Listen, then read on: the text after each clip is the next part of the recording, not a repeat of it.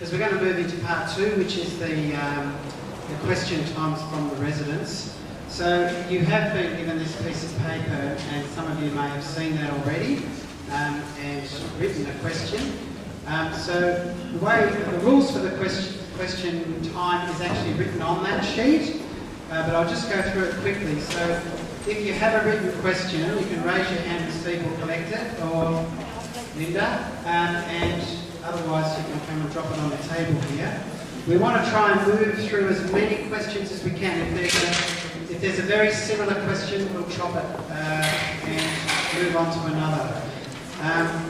So in writing if you write your name on the question, I will read it out. Otherwise you can remain anonymous. We will start with 2 pre-arranged questions just to get us kicked off. And we don't want any lengthy preambles to ensure we got through a maximum number of questions, but I think you're going to be limited now that you have to write those questions. Now, you can direct your question to a specific candidate. That is okay. And each question will be answered by 3 candidates, however. So even though you ask a particular candidate to do it, 2 other candidates will be asked to respond to if the question is very direct, it would still be no doubt answerable in a general sense. So we're going to be randomly assigning the questions, those 3 of the 3 candidates that will be answering those questions. So as organisers, we'd like to remind you that the focus of the evening is on planning and development and what the candidates can do for our community. Okay, so let's kick off with the first question. So the first question is going to be answered by, if we can get the mic down to them, Paul, George and Darcy. So the 3 down the end. Thanks, Imogen. Okay, so the question for you guys is, what, in your opinion, would be the maximum height along Sydney Road and Bell Street, as at the moment it is discretionary? You have 1 minute each. Well, unfortunately, due to precedents that have already been set, it's not something that we can answer, because it's a process that needs to be reviewed, attacked. Unfortunately, we do have a situation where even if we were to sort of say, my preferred would be say number 6, the development can these days take it to their cap and get their understanding. So the master plan needs to be completely reviewed. Most of you were aware of the 1st of July, I think it was 2015. Moreland Council put its plan together to the Minister. It was tabled, and unfortunately it's not something that I would have liked to have seen involved today. For example, you have Sydney Road. There is a stretch of Sydney Road from Harding Street to Moreland Road, which we call the dead end. And it has no sustainability at all for business or any possible, how can I say, benefit to a property owner at this point of time. Thank you. George. Thank you. I guess when we're dealing with high-rise, we're looking at the supply of land. We aren't short of land. Coburg North, just up the road, is a 1/3 industrial, and a good portion of that is derelict, which means that land isn't that expensive. We shouldn't have to go very high. So I would think 4 to 6 stories at most, simply because there is plenty of land available to accommodate the demand for housing. Thank you. What were the roads? Sydney Road and what? Bell Street and Sydney Road. My preference is always for medium rise, with the accommodation components of the building set back from any commercial shop, strip shop type arrangements. So, but the real issue for people here is that, larger than normal extent, these things are guided by state government planning schemes. The cost to you as the ratepayer is quite exorbitant when we're sending people from the planning department in to fight for these things where there is no hope of success at VCAT. Thank you. The next question, we'll just be passing the mic on down to Anthony, Natalie and Danny. So the next question is, Coburg High and the old CDA site have been sitting empty for over 10 years. What would you like seen done with the land, and would you approve a 10-storey building on that site? Starting with Anthony. Hello, thank you. Hello. My apologies. Sorry, on which site you referring to? We're referring to the Coburg High, the old Coburg High School site next to the swimming pool. That's right. To start with, I would like to say Coburg High School. I don't think your mic's on. That is? Sorry. One of the biggest mistakes in our national technique that Coburg High School site shouldn't fall in the hand of the private developer. That we should actually admit that from the beginning. But let me say, that site fell on the hand of the private developer before the council was elected. It was the administrator during the administration time. What we managed at that time, at least, to recover some money from one of the developers, or when it was sold, Coburg, and thanks to Mary Kevin at that time, the council donated the parcel of land to the state government at that time, and then we claimed back the value of that land. The 10-storey was actually approved by VCAT, not by council. It was a big debate. Thank you, Anthony. Moving on to Natalie. Well, we all know what a debacle it is that we lost that high school in the first place. So that's an obvious, humongous shame. 10 stories. 10 stories is big. It's a huge block of land. It's right next to 2 primary schools. So all of that stuff would need to be taken into consideration. It would have to have setbacks. It is probably the busiest road in the whole city, or maybe it'd be up there. I'd say it'd definitely be the busiest road in the city. So I guess it would be hard to fight that at VCAT, which is what will inevitably end up happening, because that kind of site wants a huge development. So I guess, yeah, okay, I could maybe come at 10, but it would have to be set back from the road, and there'd need to be considerations about the quality of the development, the size of the dwellings inside the development.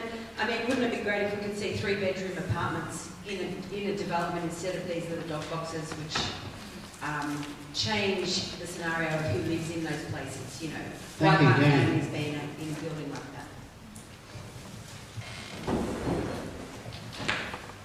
I think there's a fair consensus that 10 stories is a massive development, and given that the permits and the size of the block of land will probably end up being that height, I think it is now the form. The setbacks, I think, are a no-brainer, but what I would be strongly advocating for that it's not a solid form, and that there is a definite open space in the way of it, so it is broken up either by the way of direct open space or open space between the buildings, and genuine and meaningful green open space in the middle of the development. Thank you. The next question, we're going to sort of break the routine a little bit, just for a minute, because this question has been asked by a number of people, and there's basically sort of 3 sections, but they're all interrelated. So the way we're going to deal with this is we're going to ask for a show of hands of all candidates into these questions. So the first bit is, do you or your family or Friendship Group have connections to the construction and or property development industry? Can I Just a show of hands for now.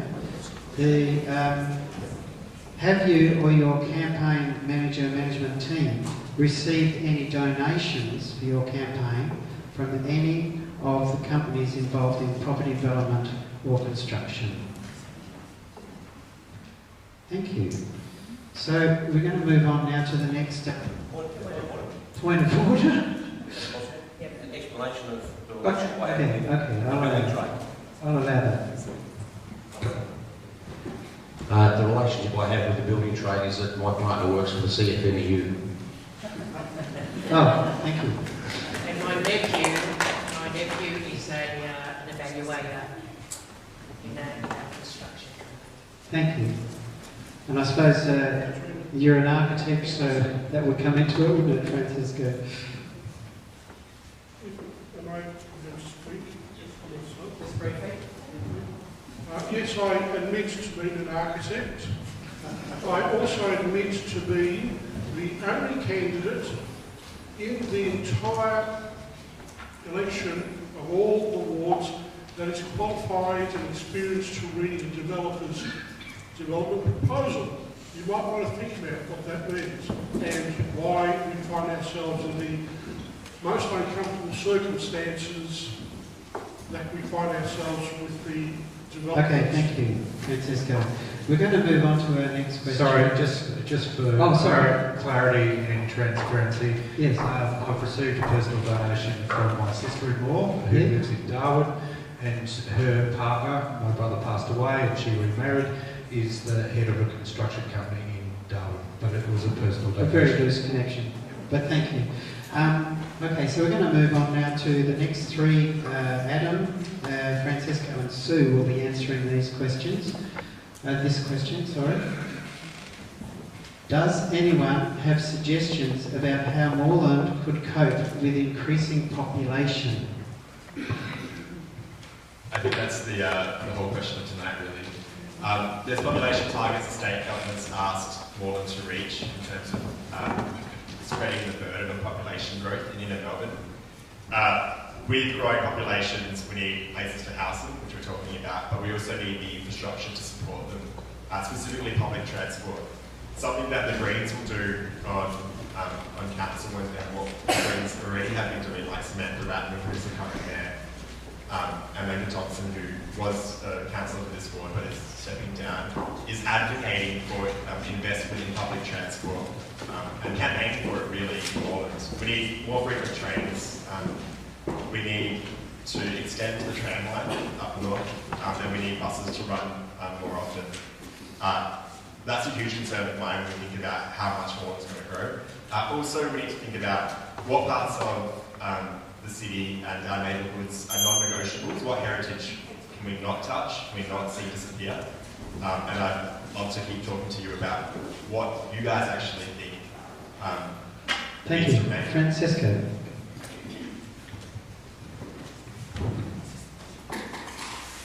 London has predominantly 5-storey walk-up accommodation. London is also 11 times more efficient than Melbourne when you compare population and area of land that it consumes. It's a mob that's been totally overlooked by state government, and believe me, state government is made up of people. People have been influenced. And I suggest that the type of influence that has occurred is now being manifest throughout Moreland. Moreland, for those that are not aware, is already, or as of 2014, double the population per square kilometre of Banyule and Garrabet.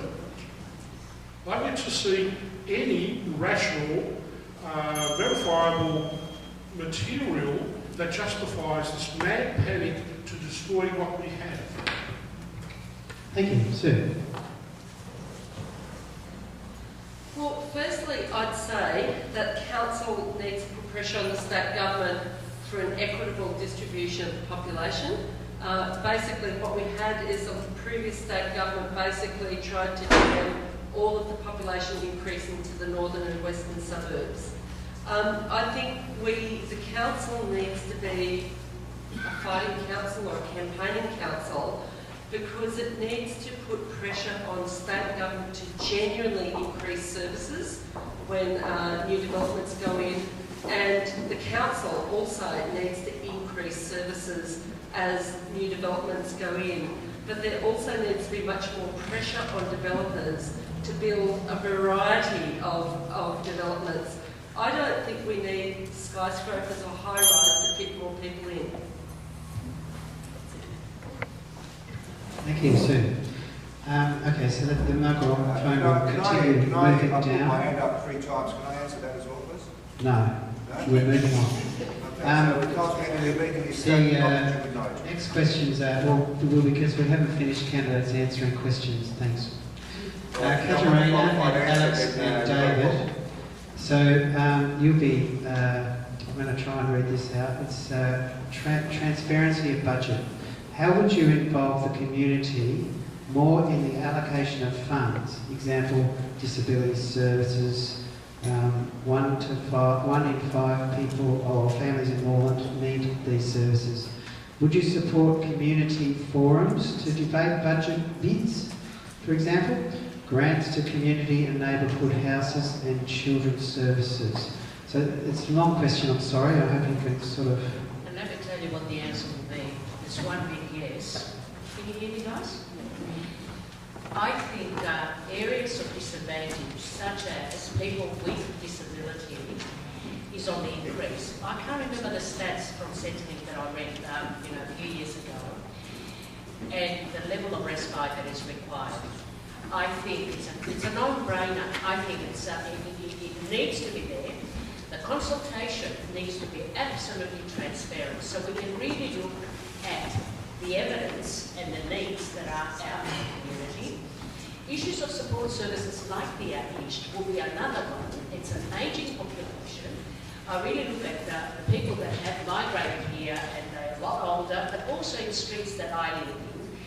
People are getting a lot older and they require that respite care. The information by council or by councillors needs to be fair, transparent, and get that information back into the budget and debate it within a month. Thank you, Karen. Thanks. So obviously transparency and integrity is incredibly important, and I completely agree that as much as possible should be debated with the community. In terms of disability services, the Greens have developed an entire policy platform on this, which we're bringing to local government, and we hope that we can do as much to maintain what we've been doing. The basis of that question was really about community consultation, which, as I said before, is incredibly at all levels. There's nothing that shouldn't be debated with you. You vote us in, we talk to you about what we're going to do, we do it. To me, that's quite simple. It's an equation that I would maintain for 4 years. That's exactly how I would answer that question. I think it's quite simple that integrity is completely important at all levels. There's nothing that should be excluded from that. That's about it. Thanks. Thank you. Thank you. That's the annual budget. That applies for this financial year. It's on the internet, but that's quite frankly not good enough. We should have suburb meetings or community house meetings where the council goes out and makes sure that it puts itself out to people to say, this is what we're proposing. What amendments do you want to put to it? Do you want to prioritise childcare over roads? Which road comes first? Which road comes second? Street meetings. I had a street meeting. I just invited the street that I live in. Come and have a talk to me. It's on the Canada. It was great. 30 minutes. It was fantastic. So I would like to see a deliberate attempt by council officers to engage with the people, with ratepayers, about how they spend their money. $49 million in the bank, that's ratepayers' money, my money, all of our money. This is not the Commonwealth Bank of Australia. This is the City of Moreland. It should be used for the people of Moreland. And if I can answer the question about the Coburg High School site, simple. Buy it back and put a new Coburg Leisure Centre, because that is in desperate need of a bigger swimming pool and all those facilities come with it, and you don't need to shut it down. The next question is to Antonio and Imogen. and Paul. So you will see a bit of a mix-up now. So the question is, what is your position on outsourcing services to private providers as part of planning and development? I've seen, as I mentioned before, I've been around for 51 years and I've done a lot of discussions with the council members. Every time you ring them, there's no one there. But they, the people that they actually get the jobs done, try to get the job done, you've probably seen them hanging around anyway. They're around the corner, they're not doing anything, they're just trucks are just sitting there doing nothing. And our services are not there. So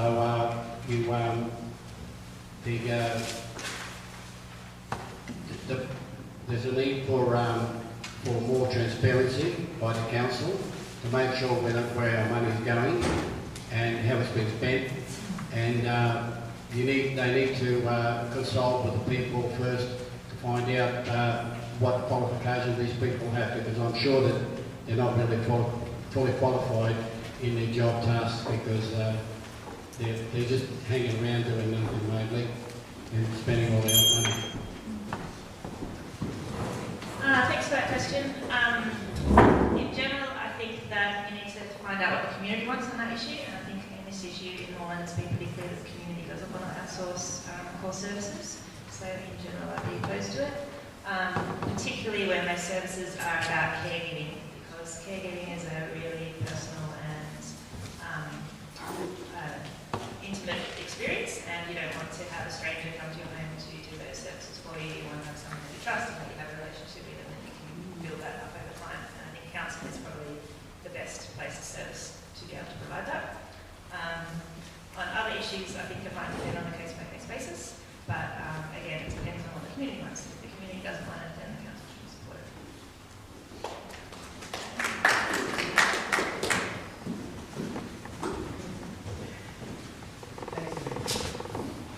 Thank you. Totally against outsourcing. If you have a look at my material, it states clearly we have a local unemployment problem. We have people who have the qualifications to be able to do the services that we outsource. We need directors that know how to try and manage if you employ people, local people. That's all I have to say on that issue, because it's a sore point to me. We're wasting our money outsourcing. Thank you. Thank you. So the next three, there is a question here for Natalie Abood, and two other candidates who will be responding to this question will be George and Francesco. Okay? So the question is, council is the most corrupt level of government, taking donations from the building industry. What do the Greens think about this, and what will they do about it on council? There is a name, I think it says Frida. Thank you, Frida. I feel like I planted this myself. We are absolutely across all levels of government against donations from developers, from the gambling industry, and we will absolutely do everything we can within our power to stop those kind of donations happening. To be clear.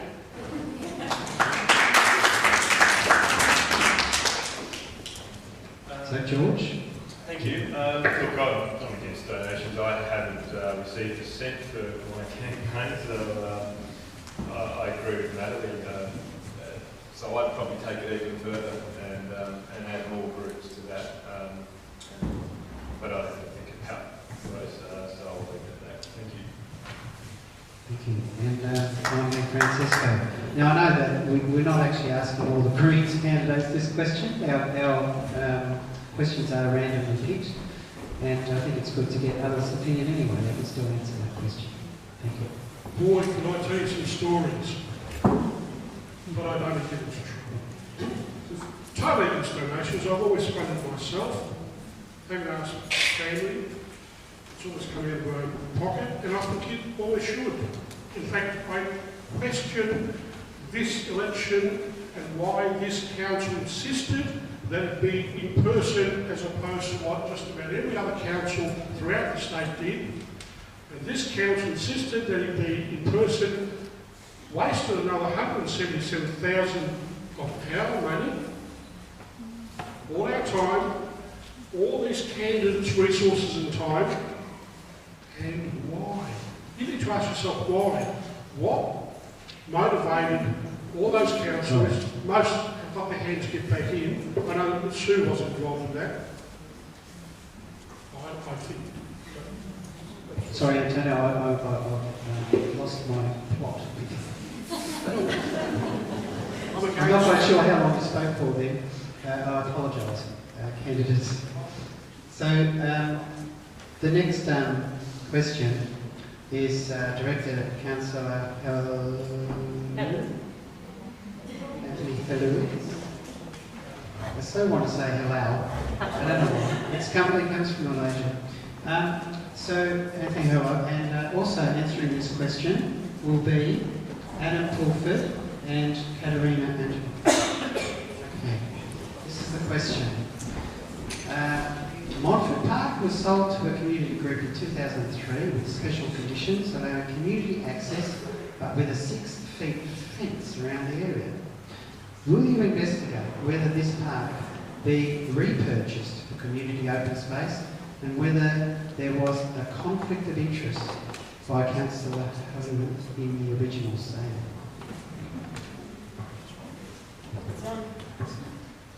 Thanks, Board. It's fair questions, and I would like to answer it, but I'd like a bit of time because I can't answer it in a few minutes, if you allow me.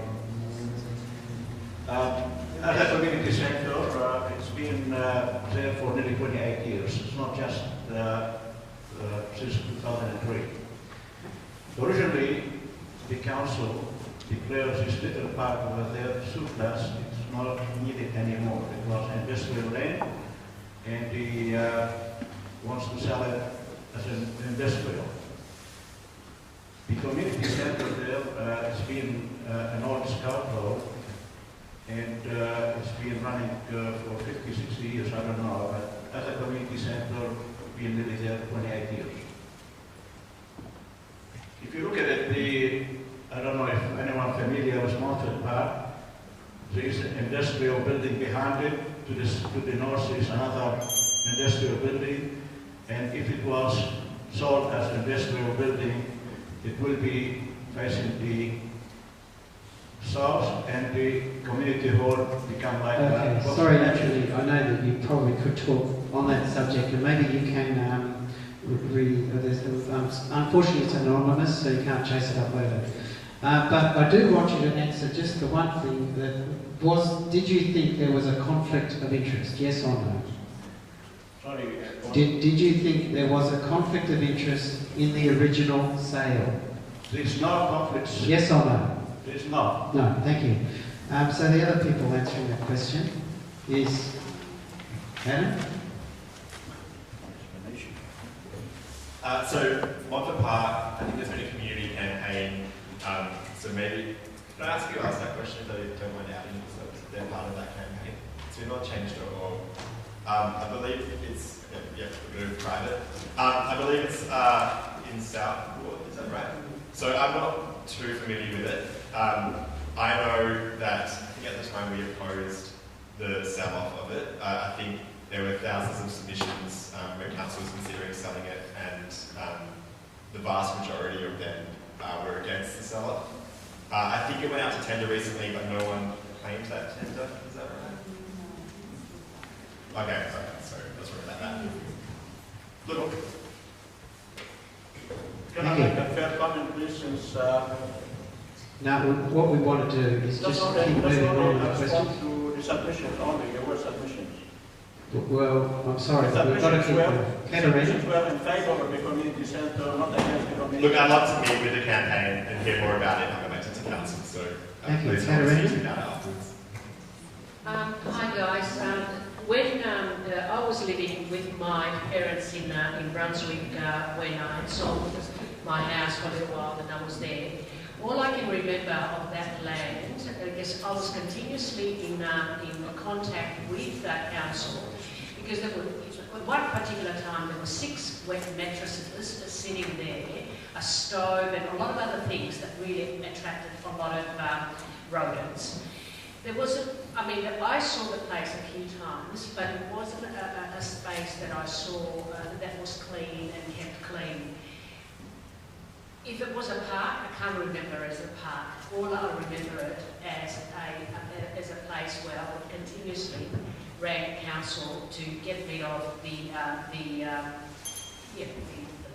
garbage that was in that land. Thank you. So the next question comes from Claire. Now she did ask me to direct this to 3 different people. We've chosen one of those and going on our table for fair distribution of questions. So the question will be directed at Darcy and at Alex and for Imogen. Question was a question for you, Imogen, as one of the people who answered this question. It seems that state government, BCAT, can overturn or overrule council planning decisions no matter how strongly supported by the community. What strategies do you have to strengthen the position of the council and the community in the planning process? That's a really good point. I think you're right. A lot of decisions can be overturned by BCAT and that's not appropriate. And makes a lot of heartache for residents and for council probably as well. It's a really poor use of resources to have a system that doesn't work. It won't change overnight, but I think you can change it. One way to do that is to work closely with state governments and with other councils to change the rules. And I think that is something I'd be really interested in doing. For example, I helped organise a conference earlier this year on passive house design. And we're looking at making a submission to the state government to make that a mandatory minimum requirement for all public housing, so that there's better design built into the system in the first place. And if you've got good design, then those things won't go to BCAT as often, which will save residents time and energy, it'll save the council time and energy. So I think there's a lot of work to be done, but we can get there. Yeah, I agree with what Imogen said. I think it's simply worth discussing, and I think it should be investigated. The fact that you elect, in this world, 4 people to make these decisions for you that can be so easily overturned is definitely questionable and should be investigated. I think that Imogen's completely right. I totally agree with her that if the development was better in the first place, then you wouldn't have as many BCAT tribunals, I think, in the first place. But yeah, absolutely worth discussion, and I think the new council will definitely have to deal with that. That's certainly an upcoming issue. And I think that we should be having a lot more dialogue about it.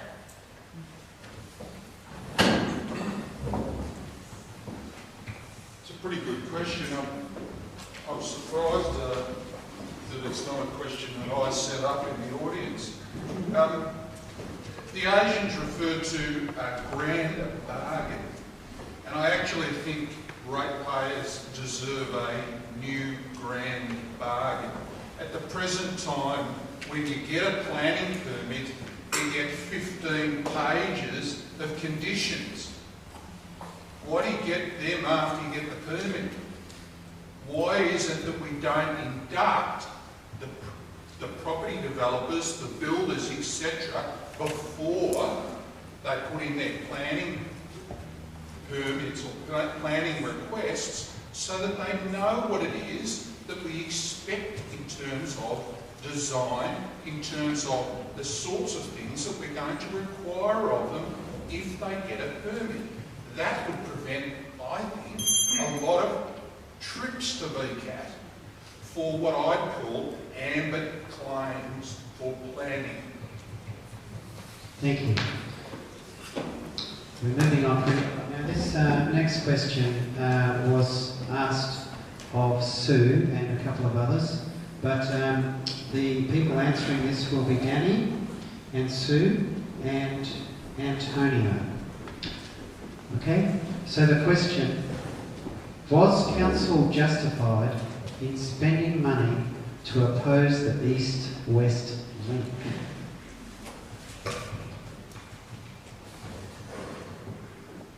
The answer is absolutely yes, and Moreland, and particularly Councillor Lambros Tapanos as Mayor, should be congratulated in leading that as a decision of which other councils came on board to fight in the courts what was an unjust project signed up to in the shadow of the state election from the previous Liberal government, and I would have supported such a decision if I was a councillor at the time.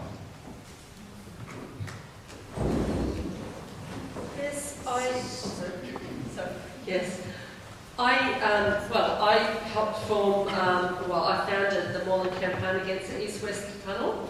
I think Moreland did absolutely the right thing. I think we helped, along with Yarra Council and the community campaigners, we helped save the state money by pulling the plug on this project. We should never have been forced into this situation of the compensation of the road builders because the previous state government held a gun to the public's head by rushing through the signing of the contract before the state election without the full consultation process following its proper course. So I think we actually saved the state money, and the money needs to be invested in public transport, a massive expansion.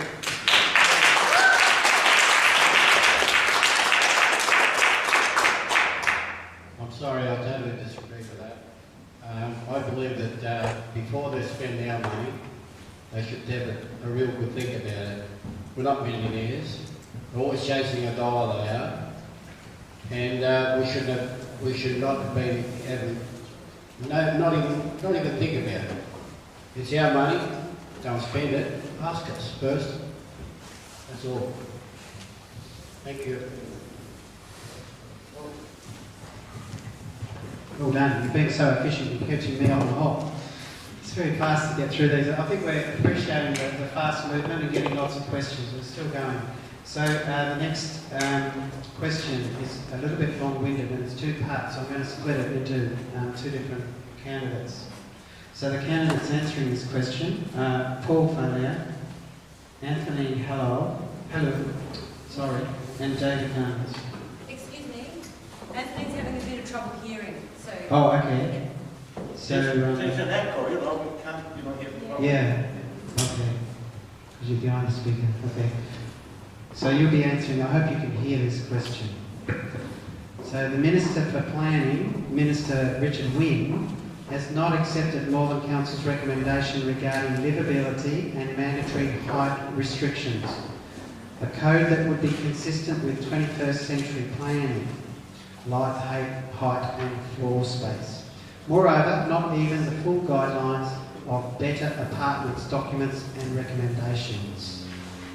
So the question from Amina Flynn Schultz from Brunswick says, the question is, however, what would you do to actively raise the bar of acceptable housing for well-being within the current zones?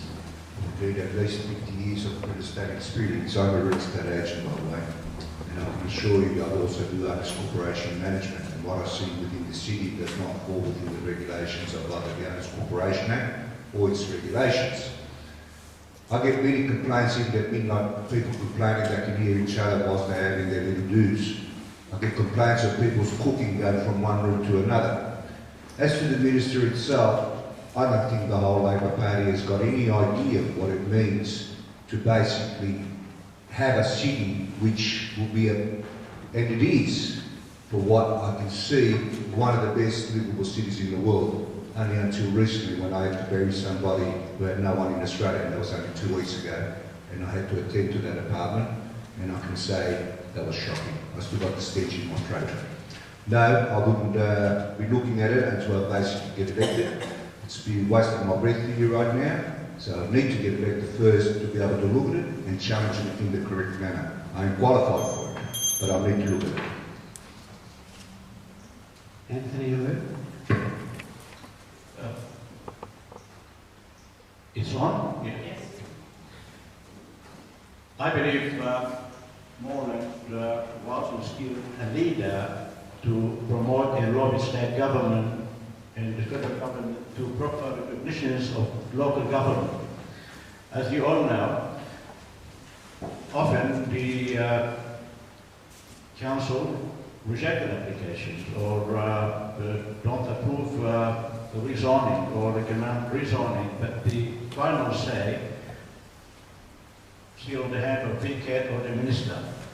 And this is what's happened, I think Paul touched it, or previous questions, when council tried to set a minimum high, and maybe a few weeks ago, the minister did not approve the council recommendation. So therefore, when we lobby the state and federal government to recognize the people's choice, not the government, and support the local community, and that's what I'll be doing if I'm elected again, for consultation and put pressure on the government to listen to the locals more than implement their own policy. Thank you, Anthony. David.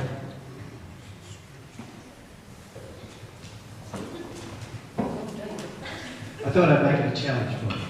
Thank you.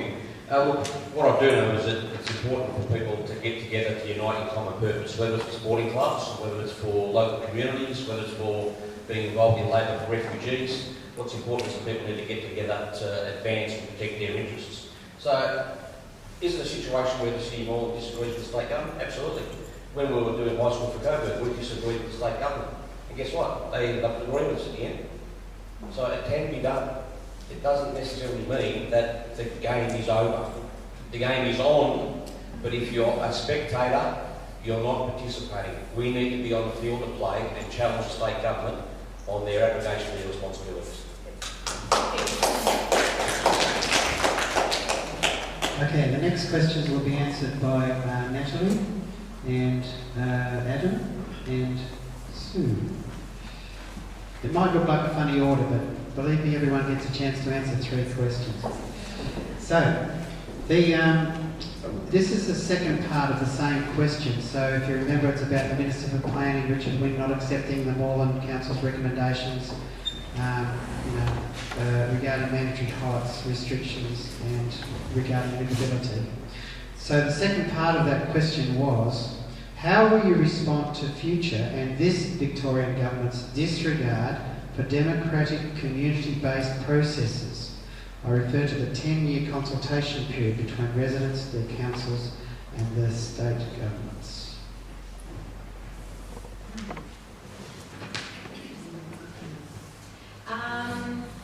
This is a tough one. We know, for me it's a tough one. We know what the people of this city want. We want better quality development, we want the mandatory height controls that we've asked for, we want larger developments, not the dog boxes, which is what we have asked for.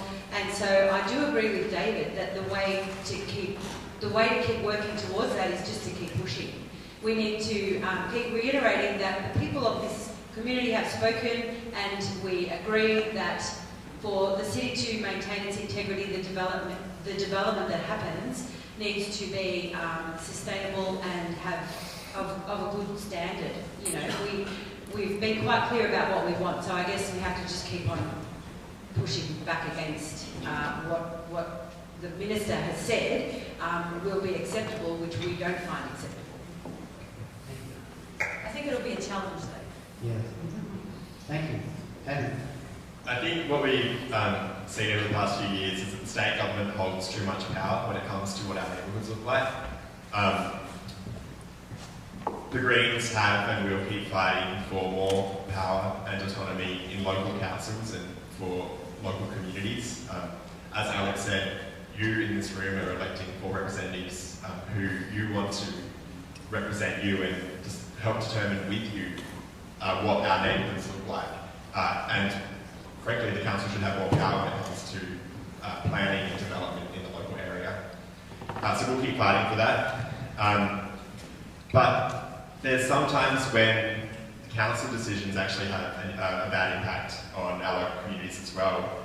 We've seen that with the Coburg activity centres here, when originally the council said We want high environmental standards. We want it to be lower number of levels near the main roads of Bell Street and Nicholson Street. And we want the minimum number of affordable housing in those areas. Thank you. And then I forgot the bell. This 1 minute's coming round. So elect your local reps carefully is my message there. Okay. I think an example is what's happened at Pentridge, where the council basically ignored the demands of the community until we started to have protest action this year and get media coverage of what was happening. And I think the same issues arise with regard to the state government. I actually think we have to organise a community, because it's not sufficient for the council to just send the odd letter to the state planning minister. We actually have to organise a community so that we make this a community issue, and also in doing that force the council to take a much stronger stance, because sometimes frankly the council hasn't taken a strong stance.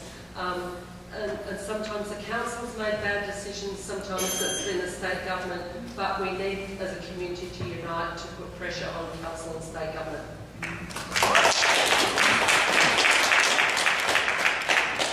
Okay, so the people answering this question will be George, Danny and Alex. So the question is, the removal of the two overpasses, regarding the removal, I think it's removal of the two overpasses rail, are you going to put the train under the road because that is a better way? It doesn't actually refer to which intersection, so we'll just take it as a pretty general question about rail and putting it under. Thank you. Yes, absolutely. Any removal of shared crossings, I would have the rail under the road.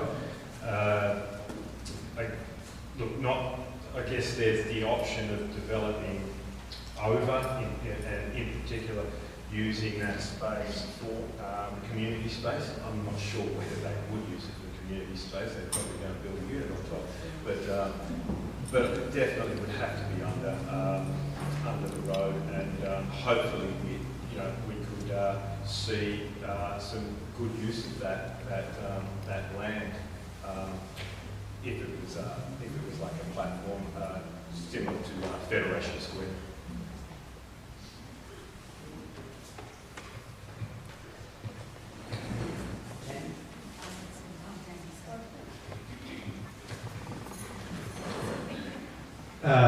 Someone's given me a Dorothy. I would say that there is a lot of community consultation that needs to happen with this. I am agnostic either one way or the other, and I say that from a technical background in being, having been the rail safety advisor to the former Transport Minister. There are particular difficulties that exist at both sites, given the topography of the rail and the roads that we're talking about. Both are exceptionally difficult, and the community needs to be brought along with the pros and cons of both options. What we're talking about is a precinct changing project. We are talking millions of dollars. These projects are not small, and the benefits that can be garnered out of both of these projects are enormous. So I'm agnostic either way at the moment, but the community needs to be brought along, and that discussion is not happening at the moment, and these projects will be happening very soon. Thanks. I definitely agree with Danny that I've just been talking about community consultation all night, but that's really important. I think that, where I live on Reynard Street, so if you had an elevated rail, that means that I'd get a bike path there, which is really important to me. And a lot of other people, I've been speaking to people in the community who would love an elevated rail just to kind of complete that bit of the bike path. I think that exactly what George said as well, with having some more parklands. Again, it's kind of, there's no specifics about where exactly the rail would go under or over, so I'd be interested to talk to further raise that question about specifics. But I think that there's definitely some merit in having some elevated rail, especially where I live. But I'd be interested in speaking to other people about where they stand on that, because I haven't really experienced living in the other areas and what advantages and disadvantages we have. But yeah, absolutely having a chat about that. I'd certainly love a bike path where I live. But yeah. Thank you. So the people answering this question will be Darcy, Francesco, and Antonio. Sorry. Okay. Excuse me. I must be excused. I've got an emergency to attend to. Okay. Thank you. Thank you. Thank you. The upfield bike path. I cycle to work every day. Not me personally. And there are a lot of cyclists, walkers and people just getting to and from the stations. It can get somewhat dangerous at times, so I would like to know where your thoughts are on improving and expanding the path.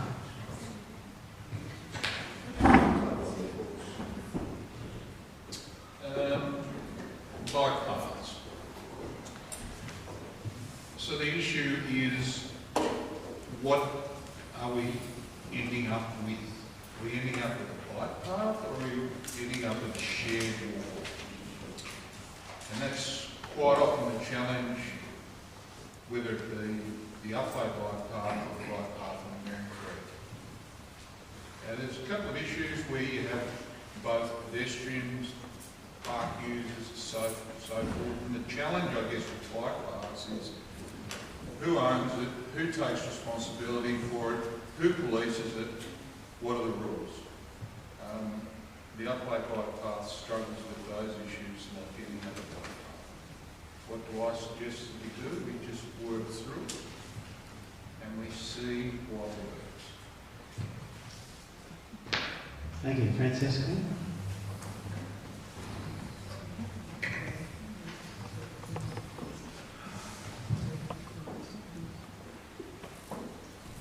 At this juncture in time, I don't really have sufficient information to make an informed comment, other than to say that any facility or service that the council provides needs to be safe. Whether it's shared or simulated bikes is immaterial. If we have unsafe roads or unsafe footpaths or unsafe bicycle lanes, they need to be safe. End of story. Thank you. The next question will be answered by Sorry. Yes. Antonio, yes. My fault. I'm one ahead of myself. Bicycles are a very good thing, and I think it should be really for people to do, because exercise is very important. Problem is that there's pedestrians that cross those roads, and no rules have really been set as such. There should be improvement, like the bicycle associations should actually enforce such actions, like when you ride there, down the road, and you're coming up to an intersection or a place where there's going to be people, and you should really ring your bell like everybody else should be doing. Otherwise, you could run over people. So there's no laws at the moment set for bicycle people, and it's very dangerous indeed. Thank you. Now, the next question will be answered by Katerina, David and Imogen, and then everyone will have answered 3 questions, I hope. So the question comes from Jeff Goff, or Jeff. It was directed to a particular candidate, but we're going to run with the question, Jeff, if that's okay. Hello. What would you do to reduce waste in the council?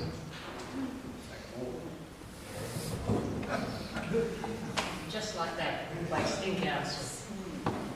First of all, I think one of the things that I really would like to to see is the number of consultancy that takes place in council, the type of dollars that we spend. Because the bottom line is you employ people to do their job, not consultants to do their job. I would like to see obviously the staffing model as to what happens. Basically, there's a number of things. I mean, the consultancy takes a huge chunk. I don't know what the dollars are in council, but I would be more than happy to see that. But also want to see the staffing model of council and what they do in their, in terms of their service delivery. That's about it, I think. Thank you. Yeah, well, I think there's a very strong role for project management in local government, particularly with infrastructure services. You've seen up in Glenroy where some infrastructure had to be done twice because it was poorly managed from a project management perspective, and that costs hundreds of thousands of dollars, if not millions of dollars. In terms of waste, and if there's some sort of implied critique or criticism of staff, the budget is roughly half of the City of Moreland budget is for staff, wages and all other related costs, not just wages, but wages plus everything else, workers' comp, superannuation. So it's only about half of the budget, but the other half is we, I think, should focus the microscope. Project management in particular is a bugbear of mine. If stuff gets done 2 or 3 times consultancies, absolutely, and also you need to be very mindful of the money you pay your senior officers, because sometimes those wages are out of control. I don't know if this says much about me, but when you ask that question, I interpret it as like garbage from waste. And that's actually what I'm much more interested in, to be honest. So waste in terms of council expenditure or council operations, I think there's always room to look at that and room for improvement. How I would do that, I'd probably take advice of other people, because I'm not an expert in that. In terms of actual waste, I'd really like to see a lot of that change. I'd really like to see large-scale composting facilities for the council. So if you could take all market waste, you could take all cafe waste or restaurant waste, and create more than gold by providing soil for better community use, for community gardens, for community residents, for there's a great free mulch facility that the council provides. If you provide a free soil facility from the council, provide resources, that would also be great. Thank you. Now I'm aware of the time. I think we're pretty much, we have a few more questions, but I think if people have had enough, what we'll do is one question, which is another one we can do as a show of hands, and for all candidates. So will you commit to opposing in council and other forums any further high-rise over 4 stories, as been written here, development within the Pentridge Heritage Precinct? So if we could have a show of hands, so they're stating specifically, would you commit to opposing any high-rise over 4 stories within Pentridge? Show of hands. In the whole estate? No, in the Pentridge Heritage Precinct. So just in the Pentridge Heritage Precinct. That question was from Professor Michael Hamill-Green, who's obviously a passionate advocate for this. So thank you for that, candidates. Now, how are we feeling? Have we had enough? No. Yes? No? Some are good? Council meetings can sometimes go to 1 a.m. Yes, council meetings can. That's very true. In fact, I also note that our timing of 3 minutes for you to talk is something you're going to have to get used to too. So some, look, I can, if people would like to excuse themselves and go now, we'll come. But for those who want to stay and answer another question, there are 2 more. That's it. 2 more.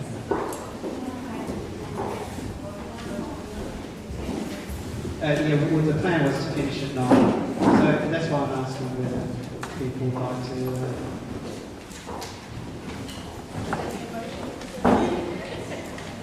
Look, the candidates are happy. For those that are staying to hear this question, I'll be asking them to all answer this.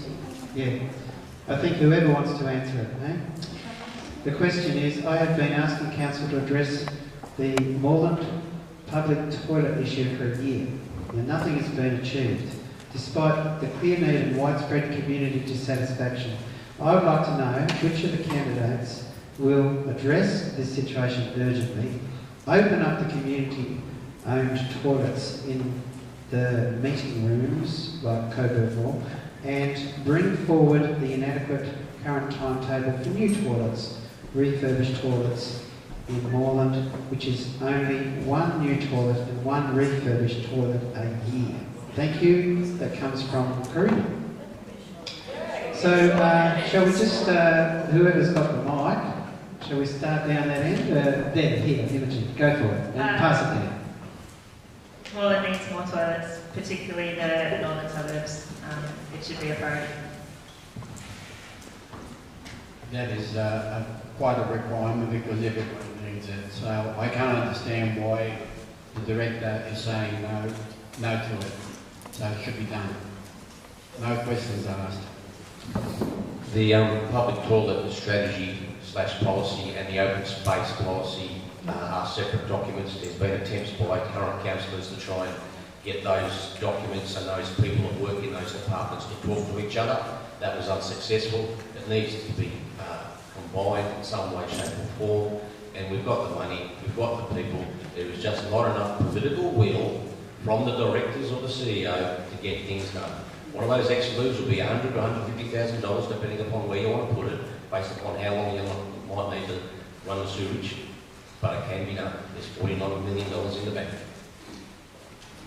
I was at the council meeting when this was discussed, and my understanding was that a whole lot of unnecessary bureaucracy kind of got in the way of actually solving this, and that was kind of in favour of councillors being able to use their last council meeting to campaign, which is a real shame because it's an important issue that a lot of us have been fighting for a long time. There's no need for, just because they're two different policy areas, that they can't merge. This is what the 21st century is about. A lot of things affect a lot of other things. That's our reality. So unfortunately, we're going to have to deal with that. So that means a bit of extra work for the councillors and for the council staff. And if I'm elected, I'm definitely going to make that a priority because I think it's ridiculous that there's toilets in Faulkner. I mean, sorry, you need toilets in Faulkner. There's parks in Faulkner that don't have toilets. So that's me. Thanks. Look, it's not a huge ask to get those toilets, not only in Faulkner, but right around our city. I mean, if you go over in Europe, toilets are everywhere. If you go to Spain, if you go to England, if you go to Ireland, there's so many toilets, so people have got accessibility to public toilets. It's not a brainer. Thank you. Thank you for the question. There hasn't been enough support, not only from the bureaucrats but also from councillors on this issue. Because basically, the majority of the councillors have accepted the advice of the bureaucrats that there's no need for more public toilets in the central Coburg area. So it's actually, it's both a question of the bureaucracy but also the councillors.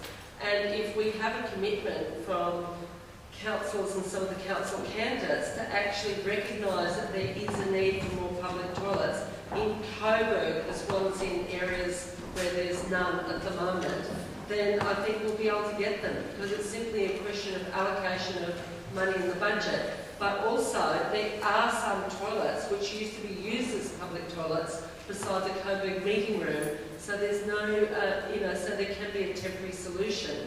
What I did manage to win is money in the budget for a Faulkner public toilet, so that's one thing I've won. I haven't won the Coburg one. Thank you. So, it's come to this. We're talking about toilets. In my extensive travels, I have found that the solution, wherever I found myself around the world, was look for a McDonald's. They have the best toilets, maintained, clean. Not at 1 a.m. Not at 1 a.m. Well, okay, not at 1 a.m. What's the cost? Oh, I just walk in. No, I mean having McDonald's in there. Well, we had a McDonald's, but it just wasn't viable. We also had the Hungry Jacks. That wasn't viable, so they left. I don't have the answer to this because I don't have access to the reports. But I'm very disappointed that it's come to this. Yeah, look, I think it's pretty simple, as Sue said. If a majority of councillors on the next council don't support it, I can imagine some creative actions we could take. Some ones and twos outside of closed toilets until they actually open them up for public use. So I hope it doesn't come to that. Hopefully we have a majority of councillors in the next council that will, it seems like a simple problem that can be fixed, so let's do it. I'd like to take a different bet that the outcome of not getting adequate public toilets is a symptom of the problem, not the actual problem. This is a failure of administration and bureaucracy and political will. It is absolutely ridiculous that there's two strategy documents that don't align, and there's a playground in Coburg North that was built for disabled children that hasn't got toilets in it. It is absolutely ridiculous and a disgrace. So yes to opening up, building more infrastructure like public toilets, but this is a symptom of bureaucratic and administrative failure and lack of political will. How good is this? We just have to word up the northwest ward and the south ward and the toilet's coming. As a mother of 3 small children, I have needed a toilet many, many times when there was no toilet. As a drinker of copious amounts of coffee, sometimes in the Coburg Mall, I have needed a toilet where there isn't a very nice toilet. I 100% would support Sue's campaign to get the toilets open, and I can hear very clearly that the people of this area in Coburg and in Fawkner, but in the northeast ward, want more public toilets. I think in any public park there should be public toilet. This is its comment. It's not something we can support or very support any park. In the meantime, the council should enforce some of the planning or permit conditions for some of the public who have public toilets and often refuse to offer it to the customers as well. And by saying no, you can't, and mainly 7-Eleven or petrol stations and so on, this is something the council should enforce the permit condition as well.